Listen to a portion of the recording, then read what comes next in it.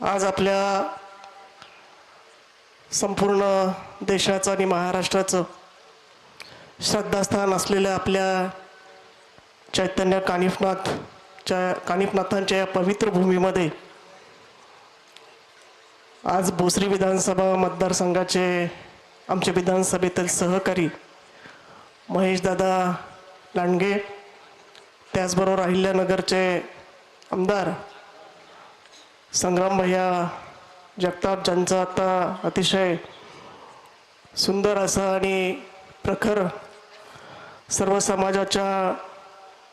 समाजाला जागृत करण्याचं ऊर्जा देणारं मनोगत व्यक्त झालं असे आपल्या जिल्ह्यातील सागरजी बेग, त्याचबरोबर हरिभक्त परायण पालवे महाराज, उपस्थित सर्व इलेक्ट्रॉनिक आणि प्रिंट मीडियाचे सर्व प्रतिनिधी, ज्यांनी मला या कार्यक्रमाचं निमंत्रण दिले असे बाळासाहेबजी गीते, संजयजी मरकड, उपस्थित सर्व ग्रामस्थ, जिल्हाभरातून आलेले सर्व हिंदुत्ववादी, सर्व समाज बांधव, सर्वांचं या पुण्यभूमीमध्ये मनापासून स्वागत करते.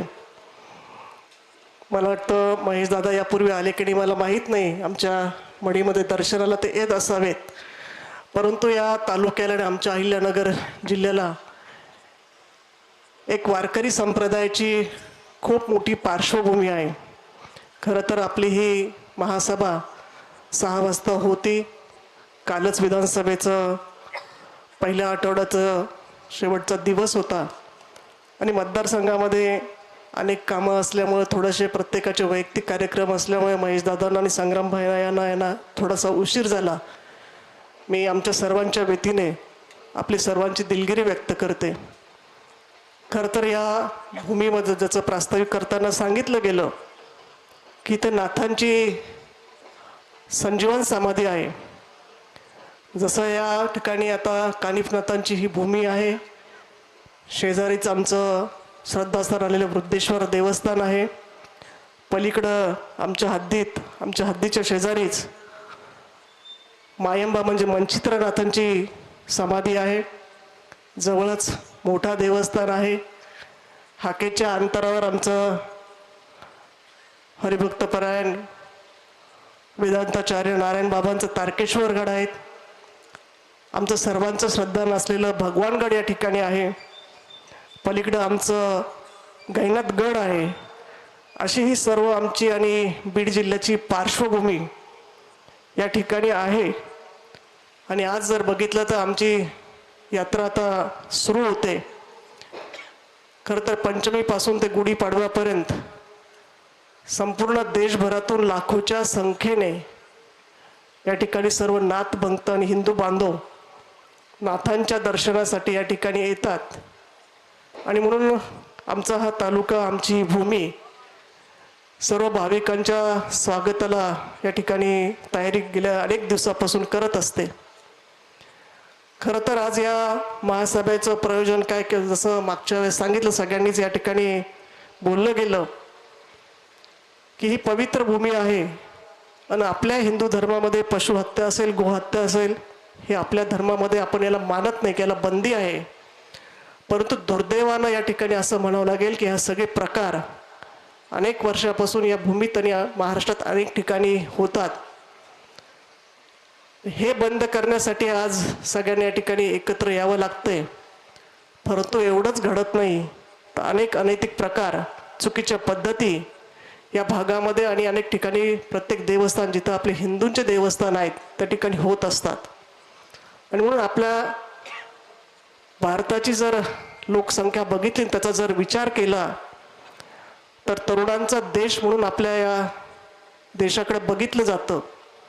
जे वयोमान जे आहे ते आपल्या तरुणांची संख्या जास्त आहे. आणि या तरुणांना कुठेतरी वैचारिक दिशा दिली पाहिजे, आपल्या धर्माबद्दल प्रेम वाटलं पाहिजे, आपला इतिहास हा त्यांना माहीत असला पाहिजे. आपण लहान असताना शाळेमध्ये आपल्याला इतिहासामध्ये शिवाजी महाराज, राणी लक्ष्मी जिजाऊ, संभाजी महाराज हा सगळा इतिहास आपण बघतो. परंतु दुर्दैवानं आता नवीन पिढीला आपल्याला चित्रपट या ठिकाणी आणावे लागतात. आणि त्यावेळेस संभाजी महाराजांना जो काही त्रास झाला, जो त्यांचा छळ झाला, आणि त्यानंतर मला वाटतं आपल्या देशातील सर्व तरुण हा पेटून उठला. खरं तर असं म्हटलं जातं की ज्या मातीचं आपण खातो त्याची जाणीव आपण सर्वांनी ठेवली पाहिजे. पूर्वी आपल्या देशात म्हटलं जायचं की सर्व धर्म समभाव, सर्व समाजाला आपण धरून सलोख्याचं वातावरण होतं. परंतु गेल्या 20-25 वर्ष आपण बघतोय की हळूहळू याला कुठेतरी तिलांजली दिली जातीये. आज समाजामध्ये जर बघितलं की ज्याचा उल्लेख सागर भैयांनी या ठिकाणी केले, माझ्यानंतर तर संग्राम भैया आणि महेशदादा विस्तृतपणे बोलतील. अनेक हिंदू धर्मांच्या कार्यक्रमाला जिथं जवखेड सारखी घटना घडली, आम्हाला महाआरतीला गुरुवारी त्या ठिकाणी जावं लागलं. आपल्या तांबूळ देवाला सागर भैया असेल, त्या ठिकाणी संग्राम बापू असेल, संग्राम भैया असतील, हे सगळे आपण पाथर्डी आदिनाथ महाराज असतील, पाथर्डीमध्ये त्या ठिकाणी सभा झाली होती. आज जर बघितलं की आज व्यवसाय करतानाही कुठल्या समाजाची ही मक्तेदारी नाही आहे. परंतु आपण बघितलं असेल की शहर असेल किंवा तालुक्याचं ठिकाण असेल, फळ विक्रेता असेल, फुलांचा व्यवसाय असेल, आपल्या मडीमधील व्यवसाय असेल, हे काही समाजाची ही मक्तेदारी झालेली आहे आणि ती कुठंतरी मोडून काढायची आता आपल्याला खरं तर गरज आहे. कारण की या व्यवसायाच्या माध्यमातून आज पाथर्डी असेल किंवा संपूर्ण जिल्ह्याचं जर आपण बोललं, आपल्या जिल्ह्यापुरतं जर बोललं तर अनेक गुटखा असेल, मावा असेल, 2 नंबरचे व्यवसाय असेल, गोहत्या असेल, हे सगळे प्रकार घडत असताना निश्चित सामाजिक गालबोट त्या ठिकाणी लागताना आपल्या त्याचा उल्लेख सागर भैयांनी केला की कायद्याच्या पळवाटा आणि प्रशासनाकडून दुर्लक्ष. हे जर बघितलं तर शिक्षा काही दिवसापुरती होती, परत जामीन होतो, मग कायद्याचा धाक हा राहिल्यासारखा वाटायला लागला. आज जर बघितलं की अल्पवयीन मुलींना पळवलं जातं, त्यांना हिप्नोटाईज का काय केलं जातं. त्यांच्यावर आमच्या शेवगावमधले मागच्या 4 वर्षापूर्वी एका मुलीला मला वाटतं फकीरवाडामध्ये संग्राम भैया नेलं गेलं. आमचे सगळे संघ परिवाराचे, आमचे काही नगरसेवक, तिथले शेवगावचे लोक गेल्यानंतर ती मुलगी आपल्या आई वडिलांकडे तयार नव्हती यायला. तिला खूप समजावून सांगितलं, पोलीस प्रशासनाने हे केलं, त्या मुलीला आणलं, पण ती आपल्या आई वडिलांकडे सुद्धा जायला त्यांनी काल परवाच भिगवणची घटना आपण या ठिकाणी बघितली असेल. म्हणजे असं काय केलं जातं, जसं आपण म्हणतो की मतदानाचा अधिकार आपल्याला 21 वर्षानंतर देतो, मुलीचा 18 वर्षांनी, मुलाचं 21 वर्षानंतर लग्नाची आपण संमती देतो. परंतु मला असं वाटतं की 19 ह्या वयामध्ये मुलगा असो किंवा मुलगी असो, यांना कुठलंही आपलं भवितव्य दिसत नाही. आज काही क्षणिक मोहापायी काही मुली आज या गोष्टीचा विचार न करता आज आपलं शिक्षण अर्धवट सोडून या मुस्लिम असेल किंवा अल्पवयीन लग्न, बालविवाह या ठिकाणी होत असतं. आज बघतोय आपण आळंदीमध्ये. याचा खरं तर आपण सगळ्यांनी विचार केला पाहिजे की आज मुलींचे काही संबंध असतील तर मुलामुलींचे तर ते 19-18 वय कधी होतं की दुसऱ्या दिवशी त्यांचं आळंदीमध्ये जाऊन लग्न होतात महेश दादा. म्हणजे असे सुद्धा प्रकार या ठिकाणी ते मला वाटतं 19 वयामध्ये किंवा 21व्या वयामध्ये आपल्या भवितव्याचा विचार या ठिकाणी मुलांना करता येईल एवढी समज त्यांना या ठिकाणी आलेली नसते. आणि अशा याचा फायदा हा समाजातील हे समाजकंटक या ठिकाणी घेताना आपल्याला दिसत आहे. आणि म्हणून खरं तर आपण विधिमंडळामध्ये अनेक वर्ष आपण काम करतो, खरं तर आपण कायदे बनवत असतो, त्याची अंमलबजावणी करतो, परंतु आपल्या संविधानाने जो आपल्याला अधिकार दिलेला आहे की विधिमंडळात असेल किंवा लोकसभा, राज्यसभा, विधान परिषदेमध्ये आपण हे सगळे कायदे किंवा बनवत असतो, यामध्ये काही ठराविक समाज या ठिकाणी याचा फायदा घेऊन आज समाजामध्ये वितुष्ट आणण्याचा प्रयत्न केला जातो. आज गोहत्या, जे आपले धार्मिक पवित्र सण आहे, जिथं आपण चप्पल सुद्धा घालून जात नाही, त्या ठिकाणी पशुहत्या होते. मागच्या काळात मडीमध्ये याला बंदी आली आणि तो अतिशय यशस्वी सर्व गावकऱ्यांच्या माध्यमातून झालेला आहे. आणि मला वाटतं आज आपण समाज बांधव सर्व एकत्र होऊन ह्या ज्या काही अनिष्ट गोष्टी आहे, ह्या ज्या अनिष्ट प्रथा आहे, याला आपण सर्वांनी जोरदार प्रयत्न किंवा जोरदार विरोध या ठिकाणी आपण करतोय. परंतु अजून म्हणावं तसं आपल्याला प्रशासनाकडून या ठिकाणी मदत मिळत नाहीये. म्हणून जी भावना या ठिकाणी मध्ये तिसगावला जसे गोहत्या झाली, कत्तलखाने घरातच या ठिकाणी केले गेले. आज आपण म्हणतो की अतिक्रमण पाडव, तर आपण बघितलं की देवाभाऊ आपले राज्याचे मुख्यमंत्री झाल्यानंतर 100 दिवसाच्या कार्यक्रमामध्ये त्यांनी अनेक अतिक्रमण त्या ठिकाणी पाडले, काही राहिलेत. परंतु ज्यावेळेस ग्रामपंचायतीचा विषय येतो, ग्रामपंचायती हद्दीमध्ये अतिक्रमण काढायचा विषय येतो, त्यास प्रशासनाकडून सांगितलं जातं की ते ग्रामपंचायतची जागा आहे, ग्रामपंचायतचा अधिकार आहे, त्यांनी काढावा.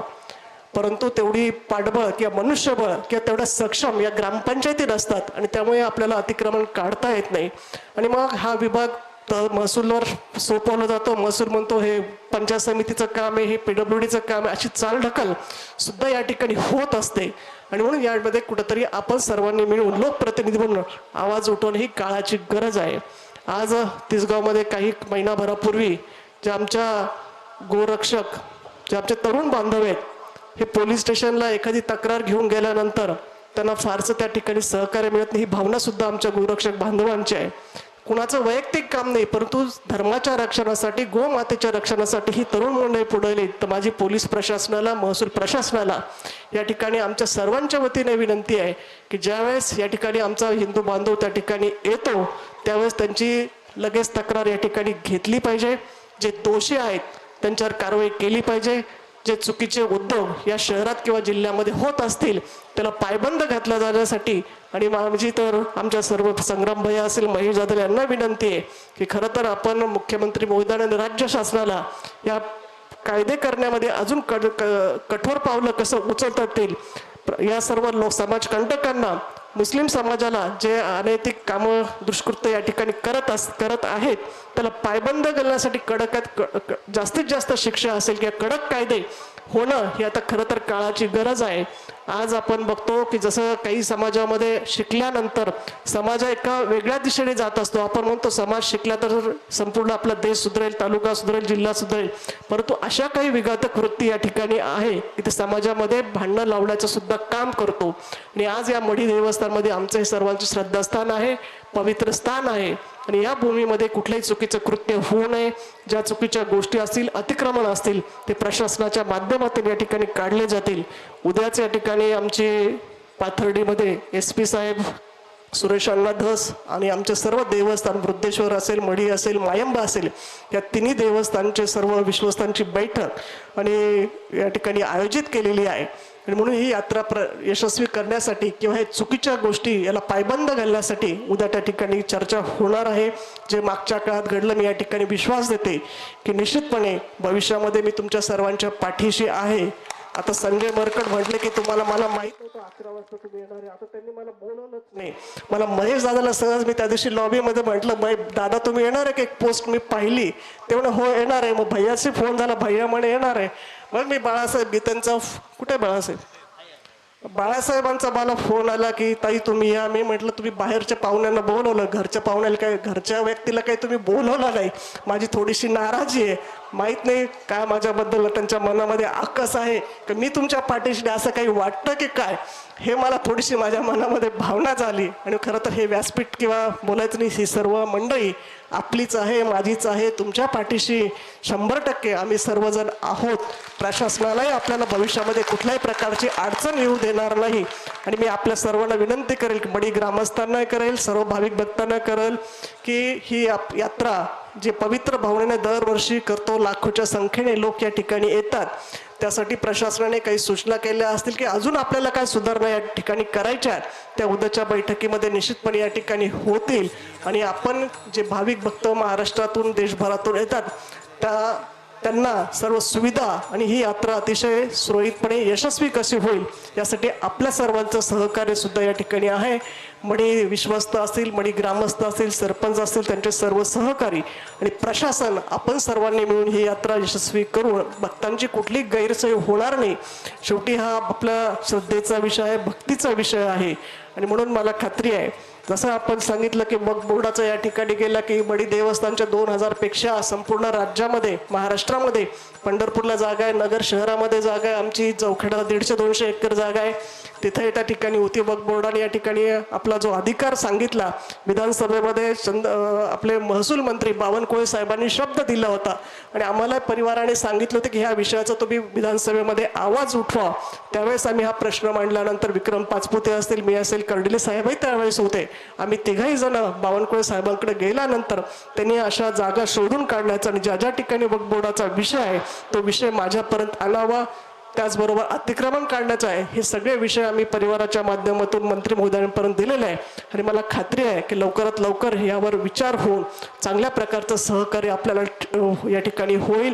कारण की ह्या जागा पूर्वी इनामी पद्धतीने दिले जायच्या, परंतु आता त्या मालकी सांगायला लागलेल्या आहेत. शेवटी ह्याची मालकी ही आपल्या देवस्थानची आहे, कानिफनाथांची आहे. आणि शेवटी आपल्याला भाविक भक्तांना या ठिकाणी सुविधा देण्यासाठी, या जागेचा विकास करण्यासाठी, मोठे मोठे प्रकल्प आणण्यासाठी या सर्व जागांची आपल्याला आवश्यकता आहे. आणि मला खात्री आहे की बावनकुळे साहेबांच्या आणि मुख्यमंत्री महोदयांच्या माध्यमातून ह्या प्रश्नाची सोडवणूक या ठिकाणी केली जाईल. अधिक काही बोलत नाही, कारण आपल्याला मार्गदर्शन करण्यासाठी दादा आणि भैयांनाही आपल्याला ऐकायचं आहे. त्याबद्दल मी प्रथमतः पुन्हा एकदा भैयाचं आणि दादांचं मनापासून स्वागत करते. उशीर झाला तरी आपण सर्वजण मोठ्या संख्येने या ठिकाणी उपस्थित राहिलात. मी सर्वांचं मनापासून आभार मानते. मी कायम आम्ही सर्वजण तुमच्या पाठीशी आहोत. तुमच्या भविष्यामध्ये प्रशासनाकडून, पोलीस डिपार्टमेंटकडून तुम्हाला कुठली अडचण येणार नाही यासाठी आम्ही स्वतः जातीने लक्ष घालू एवढंच सांगते आणि थांबते. धन्यवाद.